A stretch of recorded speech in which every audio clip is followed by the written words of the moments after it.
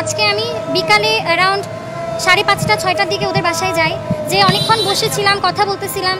ও অনেক চুপচাপ ছিল, কিন্তু ও হচ্ছে শেষ যখন আমি বের হয়ে আসব তখন আর কি ও খাটে বসা ছিল, ও আমাকে অনেক শক্ত করে জড়ায় ধরে। তখন জড়ায় ধরার পরে আমাকে বলে যে আপনি তো বললেন যে আল্লাহ যা করে ভালোর জন্য করে, আমিও জানি আল্লাহ যা করে ভালোর জন্য করে, তাহলে আমার সাথে যা হলো এটা আল্লাহ কি ভালোর জন্য করছে। তখন ও বললো যে আমার বাবাও মারা গেছে, তারপর আমার সাথেও এরকম হলো। আমি বলছি কিছু হয়নি, এটা কোনো বিষয় না।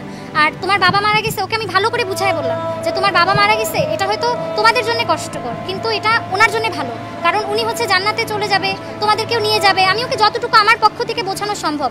তারপর ওকে বললাম যে তোমার বিষয়টা এটা কোনো বিষয় না, মানুষের একটা অ্যাক্সিডেন্ট হয়, একটা হাত ভাঙে, পা ভাঙে, এটা কোনো বিষয় না। তোমার সামনে এইচএসসি পরীক্ষা, আমি ওর গালটা জানি এভাবে টানতেছি, আমি ওকে বলতেছি তোমার সামনে পরীক্ষা, তুমি হচ্ছে ভালো করে পড়ো, এসএসসিতে ভালো রেজাল্ট করছো শুনছি, এইচএসসিতেও কিন্তু ভালো করতে হবে।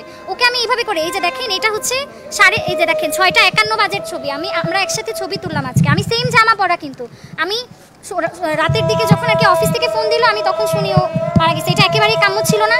আমরা দ্রুততম সময়ে আমরা হচ্ছে যারা আসামি তাদেরকে আমরা খুনিই বলবো, কারণ তাদের কারণে এই বাচ্চাটা মারা গেছে, তারা খুনি, এই খুনিদের আমরা বিচার চাই।